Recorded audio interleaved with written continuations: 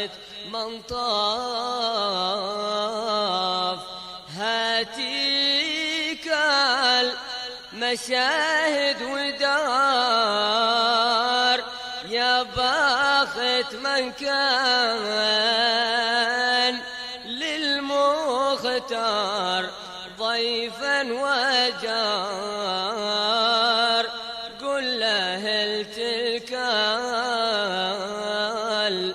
المنازل جاركم خير جار يهناكم المجد الارفع والهنا والفخر.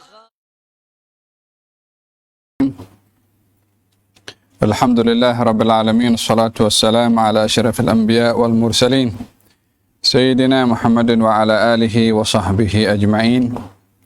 وبعد، قال الإمام العالم جمال الدين أبو الفرج ابن الجوزي في كتابه صفة الصفوة: أبو عبيدة عامر ابن عبد الله ابن الجراح رضي الله عنه. Ini sahabat yang kita ingin ketahui biografinya pada hari ini adalah Abu Ubaidah Amir ibn Abdullah ibn al-Jarrah.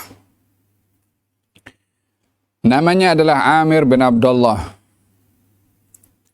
ibn al-Jarrah ibn Hilal ibn Uhayb al-Qurashi. Beliau salah seorang daripada 8 orang pertama yang memeluk agama Islam. Pada awal-awal lahirnya Islam di kota Mekah. Di antara 8 orang pertama yang memeluk agama Islam adalah Abu Ubaidah Amir ibn Abdullah ibn al-Jarrah. Beliau termasuk daripada orang-orang pertama yang berhijrah ke Habasyah, dan beliau juga yang digelari oleh Nabi sallallahu alaihi wasallam dengan amin hadhihi al-ummah, yakni orang yang diamanahkan atau pemegang amanah, orang yang dipercaya daripada umat ini.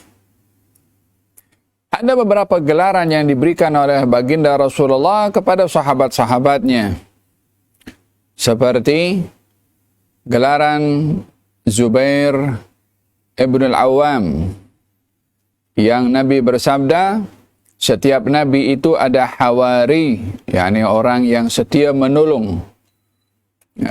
Hawari umat ini adalah Zubair ibn al-Awwam. Dan ada sahabat yang digelari oleh Nabi dengan amin hadhihi al-ummah, yakni orang yang dipercaya daripada umat ini, pemegang amanah, yaitu Abu Ubaidah Amir ibn Abdullah ibn al-Jarrah yang kita bahaskan pada hari ini. Di antara manaqib Abu Ubaidah ibn al-Jarrah adalah sabda Nabi Muhammad sallallahu alaihi wa ala alihi wasallam, inna likulli ummatin aminan wa inna aminana ayyatuhal ummah Abu Ubaidah ibn al-Jarrah. Anas bin Malik meriwayatkan, setiap nabi itu ada pemegang amanahnya, dan setiap umat ada pemegang amanahnya, ada orang yang dipercaya, dan orang yang dipercaya di antara kami dalam umat ini adalah Abu Ubaidah ibn al-Jarrah. Terdapat beberapa hadis yang lain yang juga menyatakan hal yang sedemikian tentang gelaran Sayyidina Abu Ubaidah ibn al-Jarrah. Hadis juga diriwayatkan ketika sampai berita kepada Sayyidina Umar bin Khattab radhiyallahu anhu tentang wabak yang menimpa di negeri Asyam. Wabak ta'un, namanya ta'un amwas. Ta'un amwas. Ini wabak yang berlaku di negeri Asyam. Wabak ini ketika melanda di negeri Asyam, ramai yang meninggal dunia. Termasuk sahabat-sahabat Nabi yang meninggal dunia. Termasuk juga Abu Ubaidah Ibn Jarrah yang meninggal dunia pada wabak ta'un amwas di zaman pemerintahan Sayyidina Umar Ibn Khattab radhiyallahu anhu. Sayyidina Umar ketika mendengar khabar akan wafatnya Abu Ubaidah Ibn Jarrah, katanya, "In adrakani ajali wa Abu Ubaidah hayyun istakhlaftuhu." Kata Sayyidina Umar saat mendengar kewafatan Sayyidina Abu Ubaidah Ibn Jarrah, katanya, kalau ajal itu datang lebih dahulu kepada saya dan saya akan melantik pengganti untuk saya, maka saya akan lantik pengganti saya, Abu Ubaidah Ibn Jarrah. Sebabnya apa Sayyidina Umar ingin melantik Abu Ubaidah Ibn Jarrah? Bila aku ditanya oleh Allah, kenapa aku melantik Abu Ubaidah Ibn Jarrah, maka aku akan menjawab, Sami'tu Rasulullah sallallahu alaihi wasallam yaqul, inna likulli nabiyyin aminan wa amini Abu Ubaidah Ibn Jarrah. Setiap nabi ada pemegang amanahnya, ada orang yang dipercayainya. Maka orang yang aku percayai adalah Abu Ubaidah Ibn Jarrah. Kata Sayyidina Umar, fa in adrakani ajali wa qad tuwfi Abu Ubaidah istakhlaftu Mu'adz ibn Jabal. Kalau ajal datang terlebih dahulu pada aku dan Abu Ubaidah sudah wafat, maka aku akan lantik Mu'adz ibn Jabal untuk menjadi pengganti aku. Fa in sa'alani Rabbi azza wa jalla lima istakhlaftahu, qultu sami'tu Rasulullah sallallahu alaihi wasallam yaqul, innahu yuhsyaru yaumil qiyamati baina yaday al-ulama'i nubzatan. Kalau aku ditanya oleh Allah kenapa lantik Mu'adz ibn Jabal, aku akan jawab bahwasanya aku mendengar Rasulullah bersabda,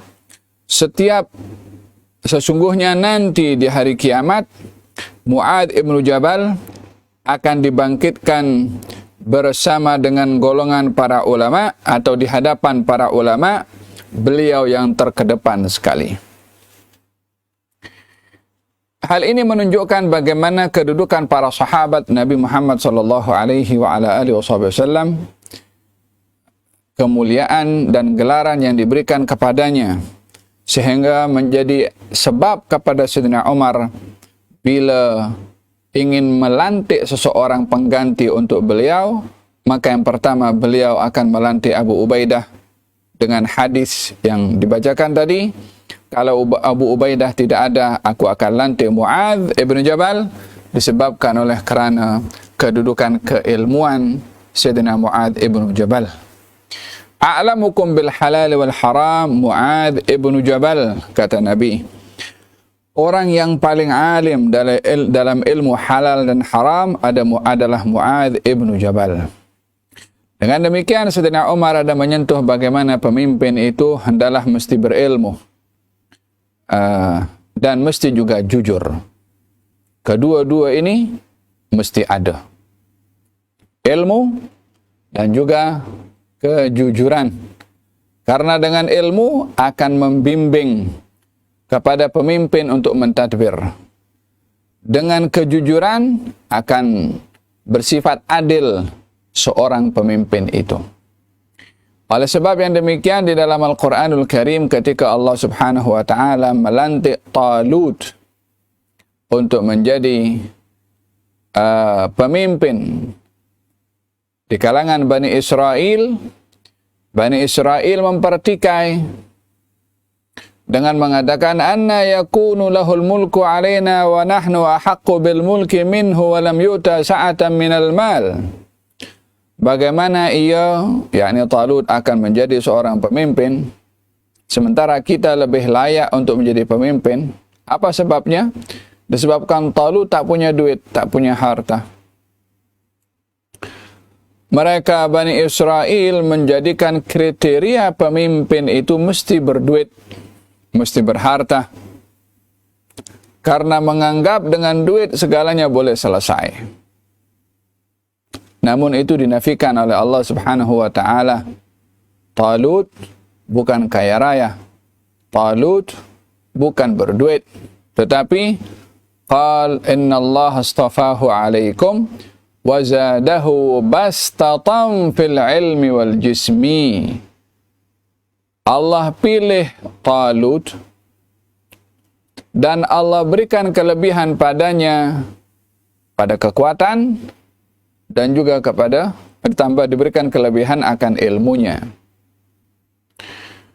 Maka ilmu di sini yang menjadi panduan kepada seorang pemimpin untuk memimpin dan mentadbir. Sayyidina Umar mengatakan, kalau aku lantik orang selepas aku untuk memimpin, aku lantik Abu Ubaidah karena dia jujur. Kalau Abu Ubaidah tidak ada, aku lantik Mu'adz karena dia alim. Maka di sini kejujuran dan ilmu menjadi dasar atau sifat utama kepada seorang pemimpin.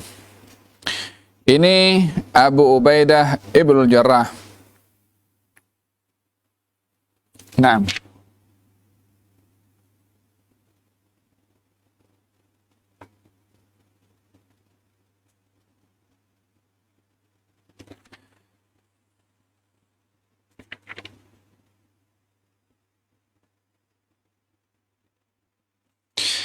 Abu Ubaidah bin Jarrah hadir dalam semua peperangan bersama dengan baginda Rasulullah sallallahu alaihi wasallam, termasuk peperangan Uhud, peperangan Badar, dan peperangan-peperangan yang lainnya.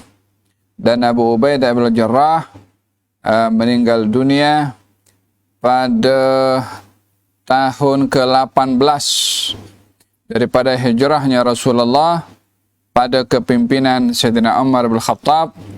Usia Abu Ubaidah pada waktu itu 58 tahun. Beliau meninggal dunia fi ta'un Amwas bil Urdun. Meninggal dunia pada ta'un Amwas. Ini wabak ta'un, namanya ta'un Amwas.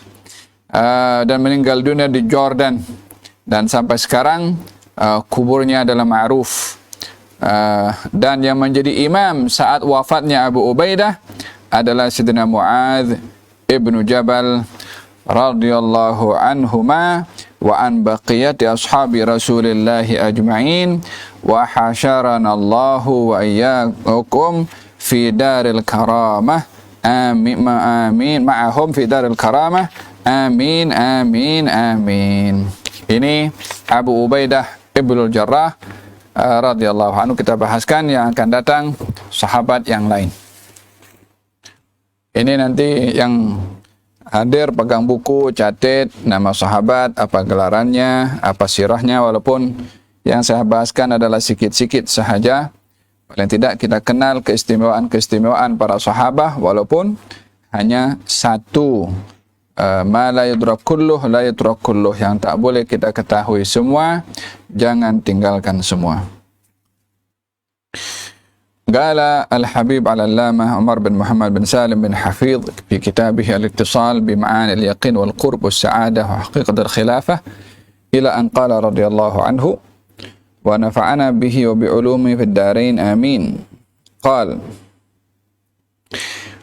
وقرأنا في الآية الكريمة عن زيادة الإيمان بنزول القرآن قوله تعالى فأما الذين آمنوا فزادتهم إيمانا وهم يستبشرون وَأَمَّا الَّذِينَ فِي قُلُوبِهِمْ مَرَضٌ فَزَادَتْهُمْ رِجْسًا إِلَى رِجْسِهِمْ. Berbicara tentang iman itu yang boleh bertambah. Dalil dan buktinya kalau iman itu bertambah, yakni makin meningkat dan makin meninggi, adalah firman Allah Subhanahu wa taala yang bermaksud adapun orang-orang yang beriman akan bertambah keimanan mereka, yakni dengan amal saleh, dan mereka akan mendapatkan kabar gembira. Adapun orang-orang yang hatinya itu ada penyakit, golongan kaum munafikin, akan bertambah kotor dan rosaklah hati mereka, yakni sifat munafik yang mereka simpan dalam hati akan menambahkan buruknya perangai dan sifat mereka. Dengan apa? Dengan sifat nifaq, dengan sifat munafik. Seperti seseorang itu dengan iman akan semakin tinggi kedudukannya, semakin tinggi keimanannya, semakin bersih keyakinannya dengan amal-amal saleh. Orang-orang munafik yang menyimpan sifat nifaq dalam hatinya dengan bertambahnya perbuatan-perbuatan hipokrit, perbuatan-perbuatan munafik akan menyebabkan sifat munafik itu semakin buruk, semakin teruk dengan perbuatan tubuh badannya. Dengan demikian ada kaitan yang erat antara iman yang merupakan amalan hati yang berada dalam hati dengan amalan tubuh badan. Iman akan semakin bertambah tinggi, semakin bertambah bersih, semakin bertambah darajat dengan amal-amal yang saleh. Dan iman akan semakin berkurang dengan perbuatan maksiat. Seperti disabdakan oleh Nabi sallallahu alaihi wa ala alihi wasallam. Allah Subhanahu wa taala berfirman, "Aw man kana maitan fa ahyainahu wa ja'alna lahu nuran yamshi bihi fin nas, kaman mathaluhu fil dhulumati laysa bi kharijin minha." Adakah orang yang mati lalu kami hidupkan, yakni mati hatinya lalu dihidupkan, dan kami jadikan untuknya cahaya berjalan di atas muka bumi ini di tengah-tengah manusia, sama kedudukannya dengan orang yang mati hatinya berada dalam kegelapan dan tak keluar daripada kegelapan itu. Ayat ini, kata penulis, nazalat fi Sayyidina Umar bin Khattab wa Sayyidina Hamzah bin Abdul Muttalib lamma aslama. Ayat ini turun kepada Sayyidina Umar dan juga Sayyidina Hamzah. Yakni yang dimaksudkan turun kepada Sayyidina Umar dan Sayyidina Hamzah merujuk kepada potongan ayat yang pertama. Adakah orang yang hatinya dihidupkan oleh Allah dengan iman, lalu diberi cahaya oleh Allah pada imannya itu? Yang dimaksudkan orang ini yang dihidupkan hatinya, diberi iman adalah Sayyidina Umar dan Sayyidina Hamzah. Baginda pernah bersabda, Allahumma a'izzal islama bi ahadil umarain. Ya Allah, muliakanlah Islam ini dengan salah seorang yang bernama Umar. Yang dimaksudkan di sini Umar bin Khattab atau Amr bin Hisham, Abu Jahal. Maka doa Nabi dikabulkan oleh Allah untuk Sayyidina Umar. Oleh sebab itu Sayyidina Umar memeluk agama Islam sebab doanya baginda Rasulullah. Jadi ketika Sayyidina Umar memeluk Islam, itulah maksud Allah menghidupkan hatinya dan diberi cahaya oleh Allah.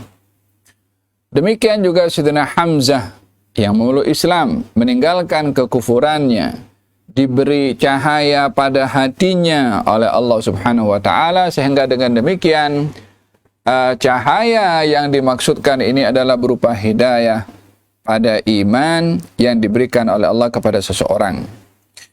Dan Allah juga menyebutkan bagaimana seseorang itu yang tidak mendapat cahaya, hatinya gelap.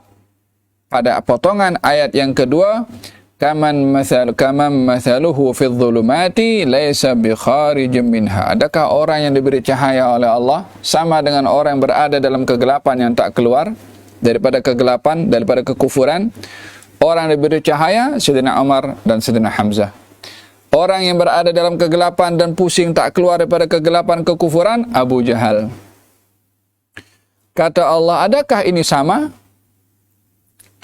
Fisikalnya, manusia, sama-sama manusia. Makan, minum, tidur, kahwin, kerja, cari rezeki, bercakap, bergerak, berlari, naik kuda.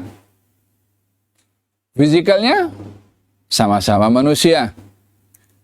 Namun Allah menafikan antara keduanya pada kedudukannya. Tentunya tidak sama orang yang beriman dengan orang yang tidak beriman. Allah Subhanahu wa taala berfirman, adakah sama orang yang buta dan orang yang melihat? Tak sama. Orang yang melihat, orang beriman. Orang yang buta, orang tidak beriman. Hal yastawil a'ma wal basir. Adakah sama orang yang buta dengan orang yang melihat? Tak sama.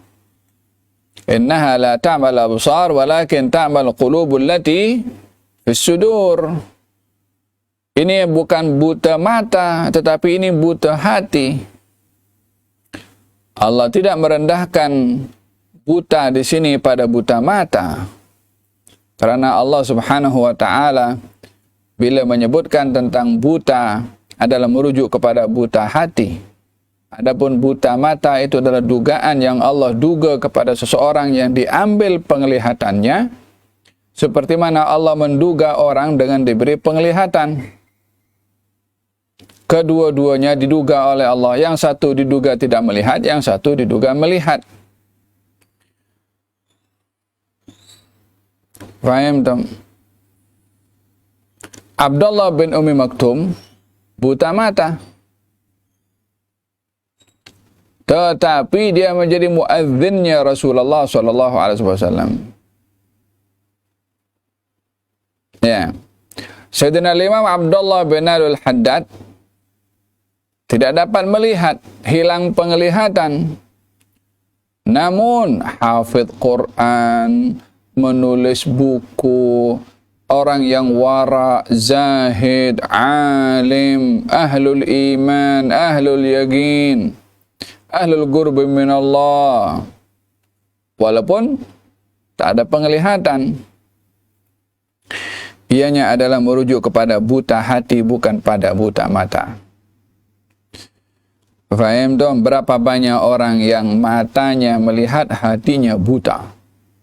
Berapa banyak orang yang diambil penglihatannya namun memiliki nurul basirah pada hatinya, seperti Al-Imam Abdullah bin Al-Haddad. Sehingga dalam satu hari ada orang yang datang ke rumah Imam Abdullah bin Al-Haddad ingin mengetahui adakah betul Imam Al-Haddad ni orang alim atau bukan. Karena merasa hairan, macam mana orang buta boleh tulis, boleh karang buku. Di zamannya waktu itu sangat sukar orang untuk mendapatkan maklumat. Lebih-lebih lagi orang yang tidak punya penglihatan. Maka datang seseorang ingin melihat tentang sejauh mana Imam Abdullah bin Al-Haddad adalah seorang yang alim. Maka saat datang ke rumah Imam Abdullah bin Al-Haddad, dilayan oleh Imam Abdullah bin Al-Haddad, didapati memang tidak dapat melihat. Akan tetapi ketika dihidangkan kopi, secara tidak sengaja ada lalat yang jatuh masuk ke kopi tetamu. Tanpa tetamu itu menyadari kalau dalam kopi atau dalam cawan kopinya ada lalat yang masuk. Tetamu itu ketika hendak minum diingatkan oleh Imam Al-Haddad, "Ai, hati-hati, dalam kopi kamu ada lalat." Ai, yang kehilangan penglihatan beritahu kepada yang melihat. Allah tidak mengambil suatu bahagian pada seseorang daripada penglihatannya atau pendengarannya atau anggota badan yang lainnya, melainkan digantikan oleh Allah dengan yang lebih baik. Diambil penglihatan mata, diberi nurul basirah. Hingga kita masa belajar dulu di mana, di Mesir, di University Al-Azhar, ada beberapa kawan yang classmate dengan saya.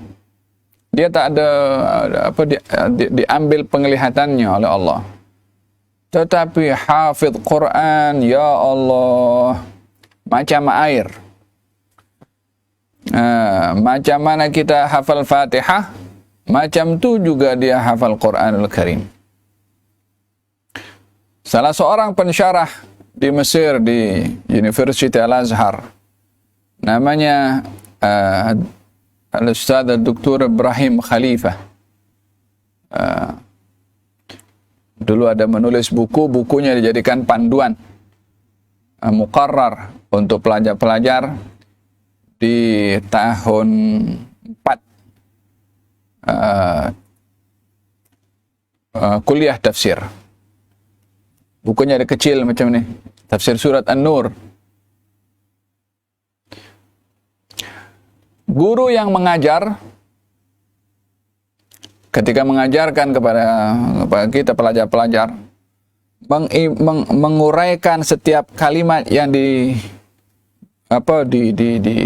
ditulis oleh penulis buku itu Dr. Ibrahim Khalifah dengan terperinci yang dengan syarahan guru itu kita boleh paham. Tanpa syarahan daripada guru, high level punya karangan dan tulisan. Dr. Ibrahim Khalifah, dia orang hilang penglihatan, tak dapat melihat. Tulisannya luar biasa, sehingga kita pun nak baca pun perlu perlu fokus, perlu ada orang lain yang mengajar. Faham tom? Innaha la ta'mal absar walakin ta'mal qulub allati fi as-sudur. Fakama akramakumullahu binuril Islam wal iman ihmaduhu washkuruh. Seperti mana Allah sudah memberikan kepada kamu cahaya Islam dan iman, bersyukur kepada Allah, puji kepadanya. Wa'lamu anna lahuma ziyadatan fa ahsinu talabaha. Ketahuilah bahwasanya Islam dan iman ini boleh untuk bertambah dan meningkat, maka hendaklah kamu mencari peningkatan pada iman dan Islam. Fahunaka nurun yanza'u minal qalbi uruqar riya'i hatta la yaqsudal abdu ghaira rabbih abadan. Sesungguhnya ada nur yang diberikan oleh Allah dalam hati seseorang, yang kalau nur ini masuk ke dalam hati akan menghilangkan segala keinginan untuk nak menunjuk-nunjuk, akan menghilangkan segala maksud untuk nak riak, sehingga tiada maksud bagi hamba tadi yang mendapatkan nur melainkan hanya bermaksudkan untuk mencari ridha Tuhannya. Yani di antara hikmah nur diberi oleh Allah kepada hati seseorang adalah menghilangkan maksud-maksud selain Allah, sehingga tidak menjadikan pada ibadahnya selain daripada Allah sebagai tujuan. Tidak mencari ridha kecuali ridhanya Allah, tidak mencari pahala kecuali pahalanya Allah. Hadza hikmah daripada seorang yang mendapatkan an-nur. Walamma arada Allah an yunabbiha ba'd al-'ubbadi wa kana yaqra' fil layl al-Qur'an al-Karim famarra muqidhun yuqidhu an-nas akhir al-layl kama hiya 'adatu katsirin min al-muslimin fi katsirin min al-bilad. Falamma marra al-muqidhu rafa'a al-'abidu sawtahu bi ayataini kana yaqra'uhuma min surati Taha hatta ya'lama al-muqidhu annahu qa'im. ومضى الموقظ فغلبت العابد عينه فرأى بيد ملكين سورة طه مكتوب ثوابها على كل حرف حسنات متضاعفات إلا آيتين مطموستين. Ya Allah. Kalau diceritakan ada seorang yang ahli ibadah di waktu malam. Bila malam ia membaca Al-Quran. Di saat malam-malam sunyi dia membaca Al-Quran, dia mendengar di luar rumahnya ada orang yang lalu untuk membangunkan orang-orang yang ada dalam rumah supaya bangun malam. Seperti hal ini menjadi kebiasaan di beberapa wilayah yang dihuni oleh kaum muslimin. Yakni ada kampung yang biasa di kampung itu tiap malam ada orang keliling untuk kasih kejut orang kampung supaya bangun malam dan qiyamul lail.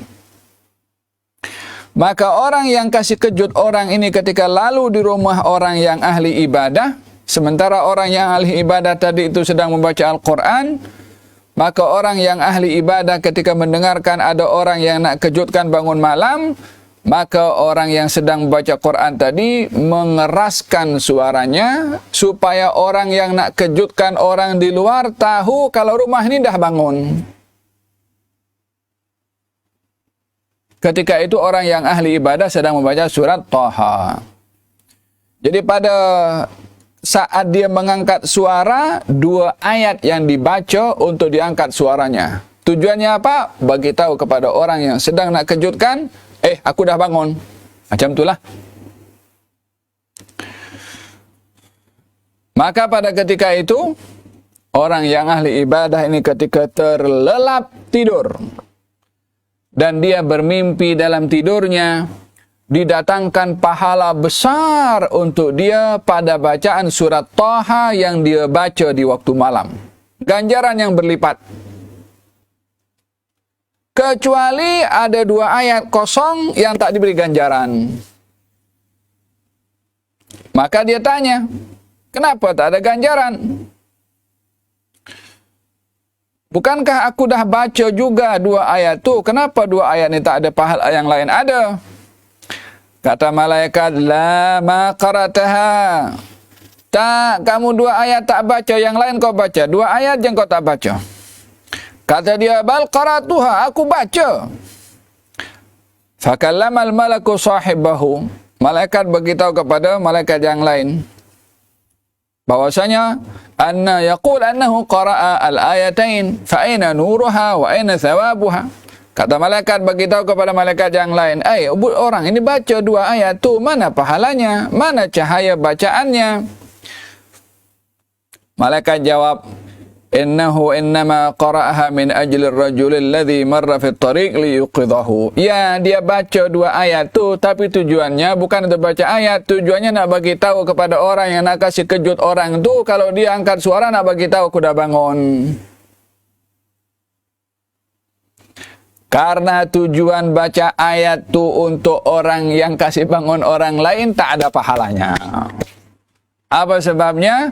Menunjuk-nunjuk. Ya Allah. La ilaha illallah, ini bagaimana seorang mesti dalam ibadah kena telus ikhlas. Tak boleh mengharapkan apa-apa daripada orang. Nak tunjuk pada orang lain pun jangan.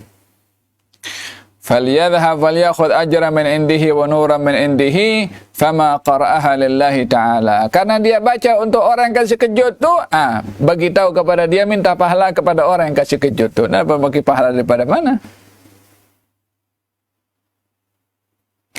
وَكَانَ سَيِّدُنَا عَلِيُّ بْنُ أَبِي طَالِبٍ يقاتل بعض الكفار فلما تمكن منه ووضعه على الأرض وهو بالسيف بصق الكافر في وجه سيدنا علي فبمجرد ما وصلت البصقة وجهه رد السيف ومشى فقال له بعض أصحابه كنت تقاتله من مدة فلما تمكنت منه تركته قال كنت أقاتله لله فلما بصق في وجهي غضبت نفسي وأرادت أن أضربه لها وأنا لا أضرب بسيفي لغير ربي جل جلاله. Kalau Sayyidina Ali dalam dikisahkan dalam satu peperangan ketika melawan kepada orang-orang kafir, ada seorang yang berlawan dengan Sayyidina Ali, dan ketika saat beradu pedang orang kafir itu jatuh. Ketika hendak dibunuh oleh Sayyidina Ali, si kafir tadi meludahi wajah Sayyidina Ali. Saat ludah itu kena kepada wajah Sayyidina Ali, maka pedang itu diturunkan daripada atas, turun balik ke bawah dan ditinggalkan. Tak dibunuh si kafir tadi. Kafir harbi. Maka ditanya, kenapa kamu tinggalkan dia sementara kamu datang ke sini untuk berperang, untuk berjihad? Dan di saat kamu mampu untuk membunuh orang yang ingin membunuh kepada kamu, kamu tinggalkan dia. Kenapa? Katanya, ya, saya ini berperang kerana Allah.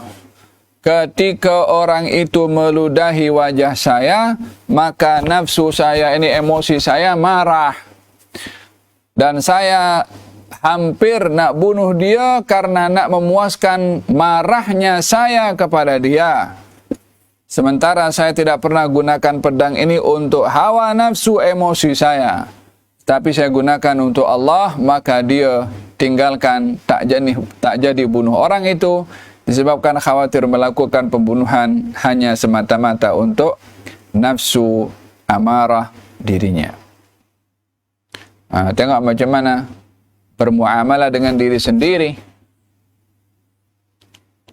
Wa kanat as-sayyidatu Aisyah tuhibbu an tudfana fil hujrati inda Rasulillah sallallahu alaihi wa alihi wasallam.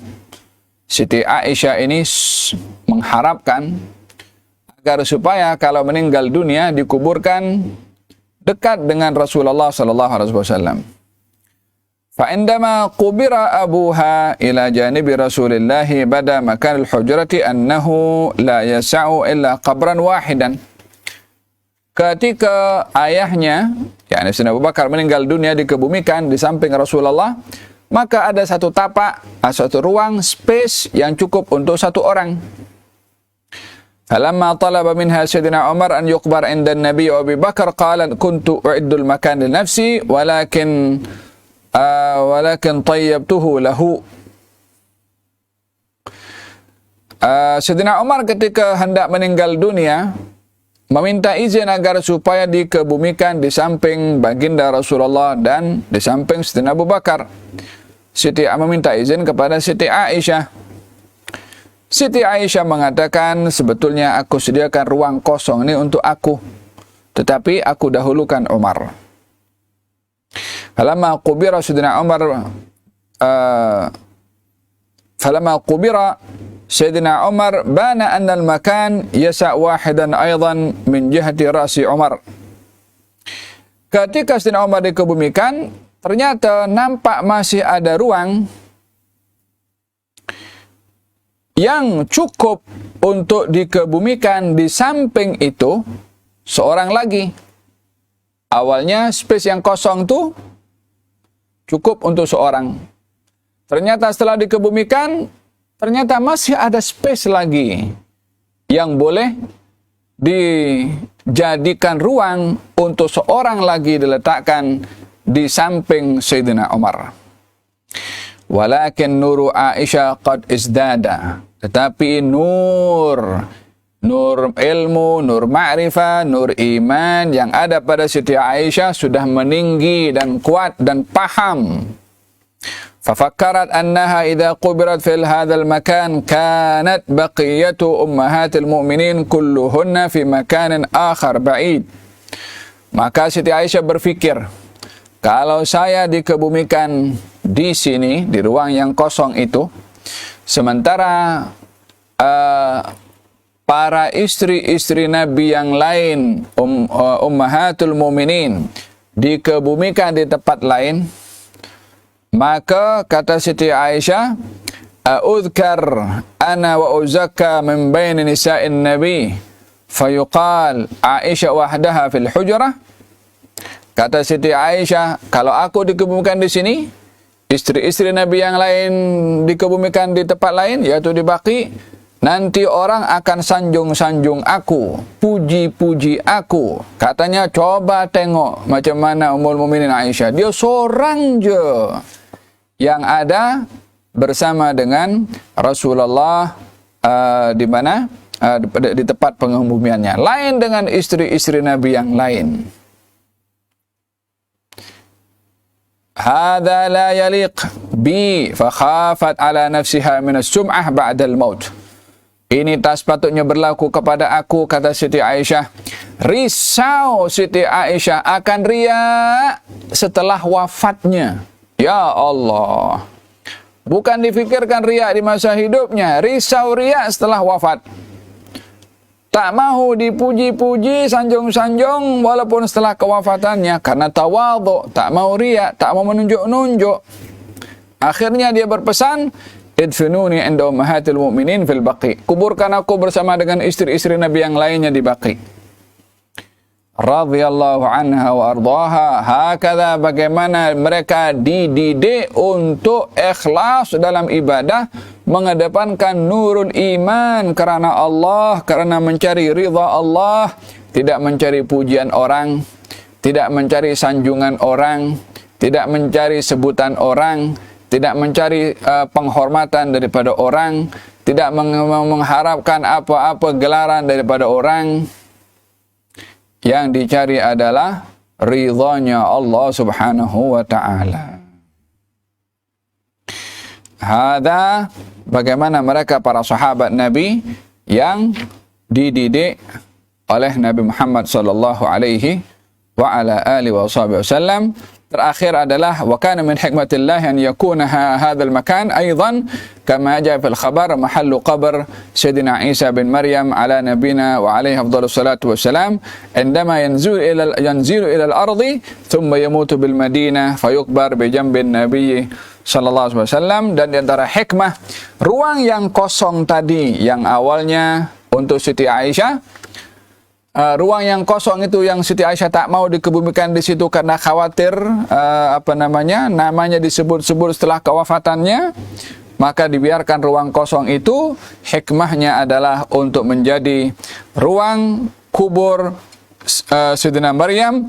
Bila turun ke atas muka bumi nanti, beliau akan meninggal di kota Madinah dan akan dikebumikan di samping baginda Rasulullah sallallahu alaihi wa ala wasallam, sehingga di dalam ruangan itu ada baginda Rasulullah, ada Nabi Isa, ada Sayyidina Abu Bakar, dan juga ada Sayyidina Umar ibn Khattab radhiyallahu anhum wa an baqiyati ashabi Rasulillah ajma'in. Wallahu ta'ala a'lam bis-shawab. Kita teruskan pada pertemuan yang akan datang insyaallah. الفاتح بالقبول وتمام كل سول ومأمول وصلاح الشان ظاهر باطن في الدنيا والآخرة وإلى حضرة النبي محمد صلى الله عليه وسلم. الفاتحة. بسم الله الرحمن الرحيم الحمد لله رب العالمين الرحمن الرحيم مالك يوم الدين إياك نعبد وإياك نستعين صراط المستقيم صراط الذين أنعمت عليهم غير المغضوب عليهم ولا الضالين آمين. ربنا تقبل منا إنك أنت السميع العليم علينا إنك أنت التواب الرحيم. دعواهم فيها سبحانك اللهم وتحيتهم فيها سلام وآخر دعواهم الحمد لله رب العالمين. تقبل الله منكم. يا ربي يا عالم الحال إليك وجهت الأمل فمن علينا بالإقبال وكن لنا واصلح البال. يا ربي يا رب الأرباب عبدك فقيرك على الباب أتى وقد بت الأسباب مستدركا بعد ما مال. يا واسع الجود جودك الخير خيرك وعندك